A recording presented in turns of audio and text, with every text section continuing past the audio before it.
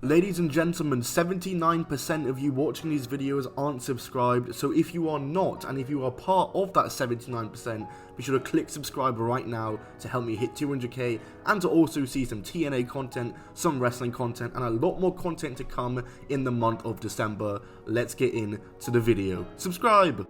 What's going on, guys? It's Tom, or TopXmas Wrestling, and welcome back to another video on the channel. The support on my last video about the TNA Orlando Screwjob has been insane, so thank you guys so much for that. I know we've got a lot of new faces here, and I am here with part 2, where we will discuss what happened after the event took place. If you haven't seen part 1, be sure to check it out. Also, be sure to check out my Patreon for exclusive content, and make sure you subscribe with notifications on so you don't miss any of my videos, especially the many more that are coming this month, and help me get to 200k, because it's my dream.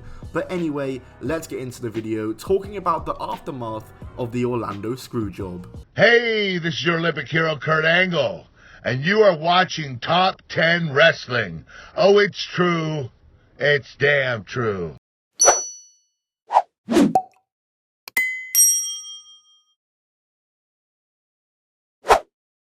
We have 3 episodes of Impact to review, so what we're going to do is we're going to review the first show in full, but just really skim through the other 2, because the first one will surely be built around what happened last week, and there'll be so much turmoil and so much discussion around the events of last week, and I'm sure it'll be all about the Orlando Screwjob. So let's start off with the January 28th, 2010 episode of TNA Impact.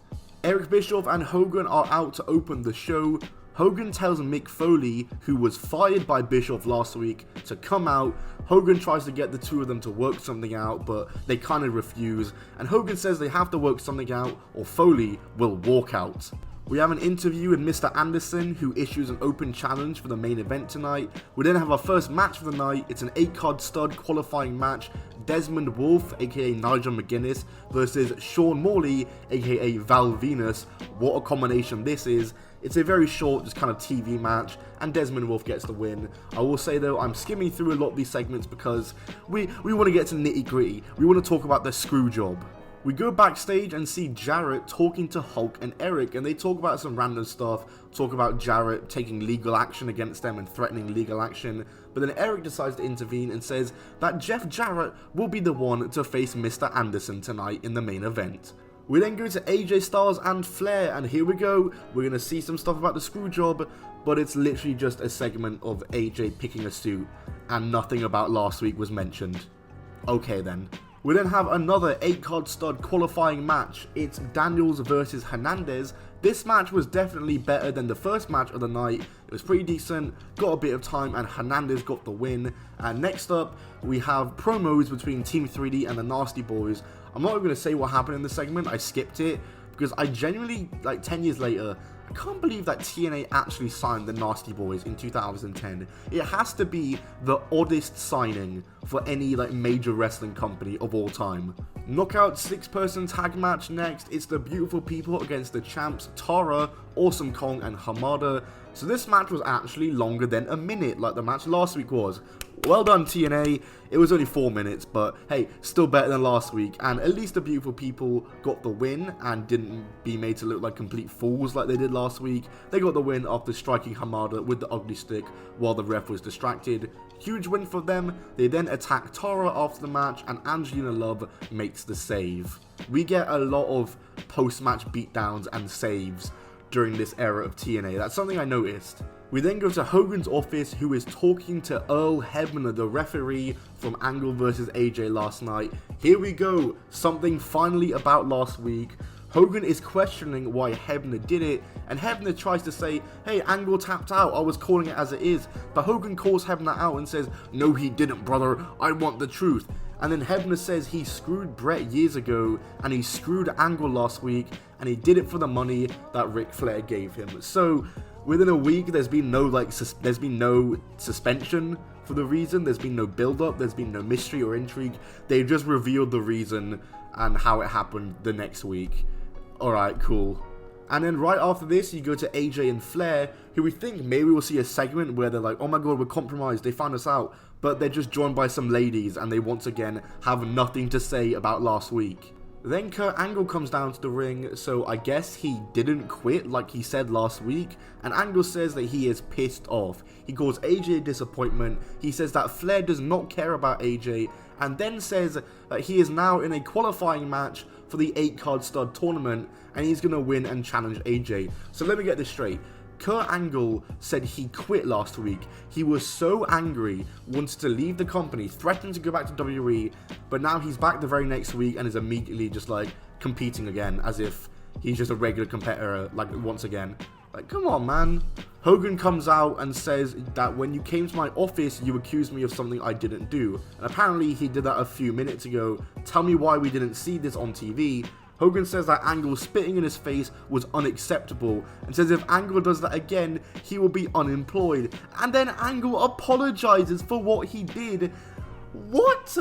They've ruined this. Why is Angle not angry whatsoever? He then shakes Hogan's hand, and then as Hogan leaves, Six-Pack and Scott Hall attack Angle from behind. What on earth have they turned this storyline into? Oh my god. 6-man tag action next is Brian Kendrick and the Motor City Machine Guns versus Generation Me and X Division Champion Amazing Red. This was the best match of the night. Very fun, fast-paced match, and all 6 guys in this match are great. And in the end, Brian Kendrick pins the X Division Champion Amazing Red to win for his team.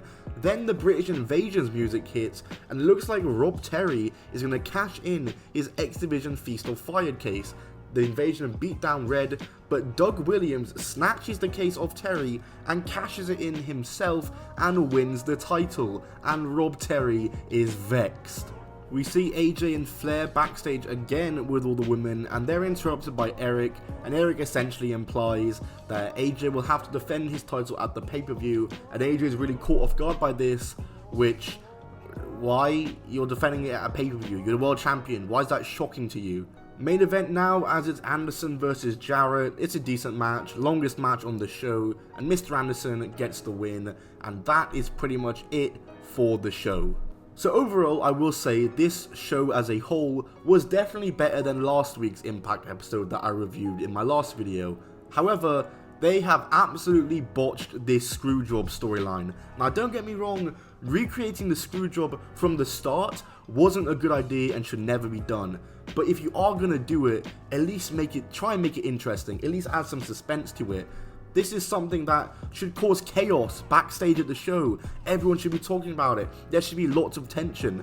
And most importantly, the person who was screwed over should be angry about it. They should care. They should be doing whatever they can to get their world title shot again. There should be a slow build to finding out who was responsible for it. There should be tension, suspense, and all that. But instead, it was revealed the very next week who was responsible and why it happened. And Kurt Angle really couldn't care less about it. The reason I reviewed this first show after the Screwjob in full is to illustrate how little it was mentioned and how it's just a plot device. It's a 1-week plot device. It was used to forward a storyline with Hogan and Six-Pack and Hall. That's literally all it was used for. An entire Screwjob recreation was used for that. Alright, February 4th, 2010 episode of Impact. Let's just look at the segments in this next show regarding the storyline itself and see what they're actually doing from here. See where they're actually taking it. First up, we have an interview with Kurt Angle, and he's talking about being attacked by the Outsiders last week and theorized that Hogan did it and says Hogan has screwed him over twice now. So at least he's actually somewhat angry about it. But either way, you know, I still stand by what I said, because on last week's show he just forgave him immediately and he's changed his mind. But you know what, I'll give it a chance. We get an interview with Hogan later, who didn't even hear what Kurt said, and Hogan says he didn't do it and says he'll be waiting for Kurt in his office. AJ and the Pope have a match next, which AJ Styles wins. It's a very fun match, and afterwards he's attacked by Samoa Joe, so he has now essentially just moved on to the next feud. Kurt Angle has his match with Tomko and he wins it to qualify for the 8-card stud tournament. We see Hogan and Nash.